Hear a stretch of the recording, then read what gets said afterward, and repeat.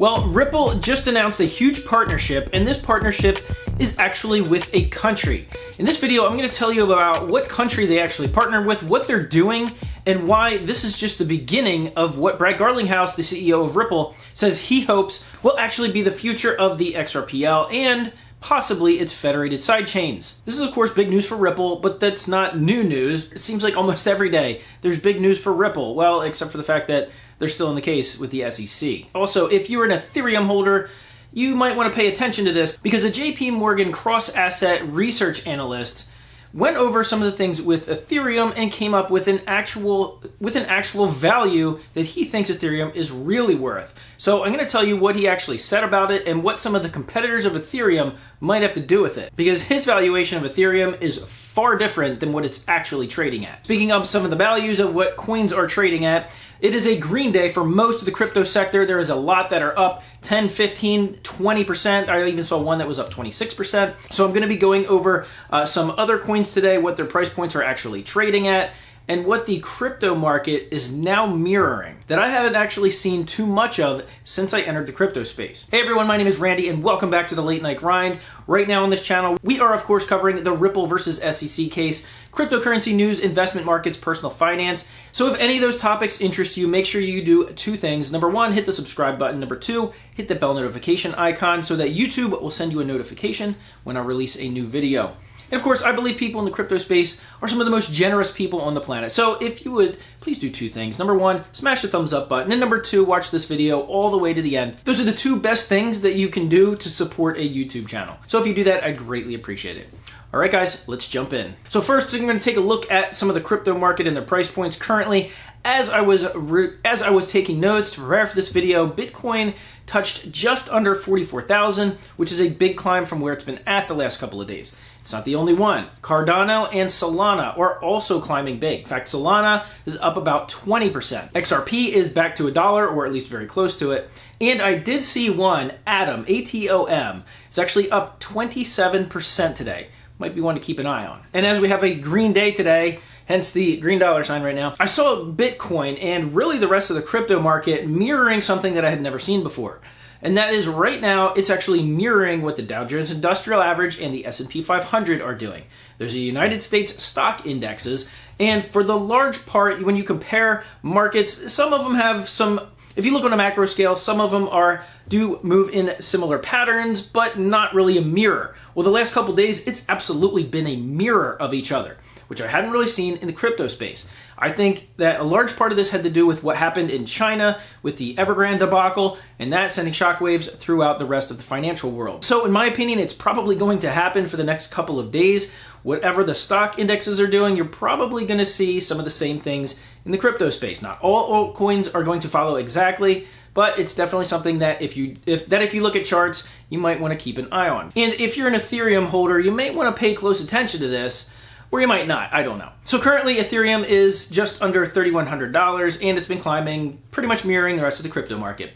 But I recently saw an article that was written by a cross-asset research strategist for JP Morgan. And I'm not even gonna try to pronounce his name because I'm absolutely gonna butcher it. I'm just gonna call him by his first name, Nicholas. Well, Nicholas was doing some research on Ethereum and some of its competitors.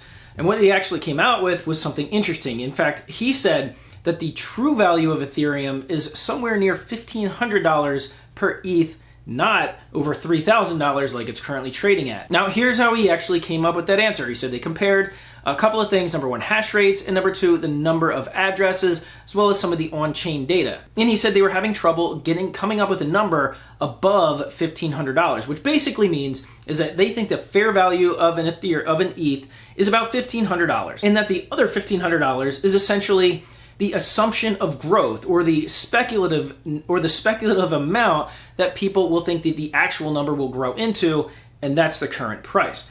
It happens all the time in the stock market. It's the reason why Apple and Tesla trade hundreds of times more than what their company is actually worth. It's the speculation of future growth. But one of the things that he was concerned about specifically with Ethereum is the fact that there are now a whole bunch of competitors that do similar things to Ethereum, and a lot of them actually do it faster and cheaper. Now, they weren't first to market like Ethereum was with their smart contract platforms, so the learning curve was a little bit different for Ethereum, but now some of these other ones like Solana and Cardano, Well, they've been called Ethereum killers in the past. I don't think they're going to be an Ethereum killer. I highly doubt that they're eventually going to flip Ethereum in terms of market cap, although it could. But what's going to happen is a lot of these other platforms are going to start taking out chunks of market share, meaning they're going to take app developers that normally would have just done it on Ethereum because that was the go-to platform, and they're going to look at some of these other platforms because the minting process is easier and much cheaper. As we all know, the gas fees for Ethereum are extremely high. Even though it's stabilizing high isn't exactly a good thing. Now, of course, if you're an Ethereum holder, you might be calling this FUD, or fear, uncertainty, and doubt, because you've probably heard these types of things for a long time. But now it's really coming to the forefront because there's more competitors to Ethereum than ever before. Like I said, you have Cardano and Solana, which were the bigger ones. Because their price action moved so much, they became more of the headliners recently. However, you have Algorand, which was growing recently. You have Constellation, which is another smaller one that is in growth phase. And of course, in the near future, I believe you're going to be competing with the XRP ledger, the XRPL, which of course can support smart contracts and has some of the fastest transaction settlement times in all of the crypto space. So let me know your thoughts down in the comment section below. If you're holding Ethereum, have you heard all this stuff before? And if you haven't, does it concern you at all in terms of the price speculation of Ethereum? Let me know in the comment section below. Speaking of the XRPL and what Ripple is doing with announcing a new partnership, it's one of their first to involve an entire country. Now, it's a very small country in South Asia known as Bhutan. And what they're doing was, from this article that I was reading, it looks like this partnership has been in the process for some time, actually since about April. But basically what they're doing, Bhutan is launching their new central bank digital currency. And what are they doing? Well, they're going to be using an XRPL ledger federated sidechain in order to do their testing on. What does that mean? Well, it means that they're not going to be using the XRPL ledger as it stands, but they're going to be using what Ripple has been wanting to introduce for some time now, is federated sidechains, meaning sidechains that are not on the XRPL mainnet. But this is big news, because what they're actually going to be using this for is for cross-border payments, of course, and for wholesale payments. Now, this is just testing with their CBDC, but this could be an enormous white paper that not only Ripple could use, but a lot of other countries would want to take a look at when they introduce their central bank digital currencies. Because as we know, that's coming down the pike, whether you like it or not. And this is why a lot of Bitcoin maximalists do not like Ripple or XRP. This is why a lot of other people in crypto who are fans of decentralization don't like XRP, because they're working with the bankers and the central bank digital currencies. But here's the thing, if you look at how Ripple is positioning it, they're positioning themselves as essentially the on and off ramp from fiat currency into the crypto world. And if you're doing that via central bank digital currency, that might just be the fastest route to do that. But let me know in the comments section below if you agree with that, because nonetheless, this is a big partnership for Ripple, and the transaction volume that could actually go from that. Of course, in testing phase with this country will probably be small to start, but it could grow as they scale from their testing phase into their regular everyday use. And the fact that it's in South Asia is no surprise, because Ripple has done an amazing job of actually building out their networks for Asia.